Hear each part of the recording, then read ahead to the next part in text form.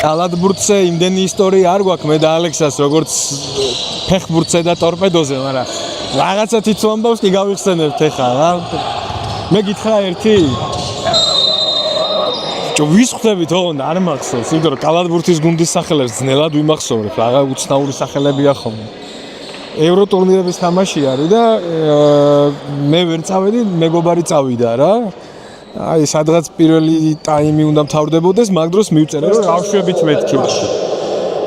28 ქულას ვაგებთო მომწერა რა.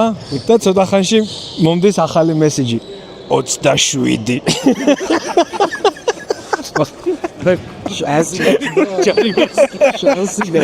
დამაბდეიტა რა, ბრძოლა რა.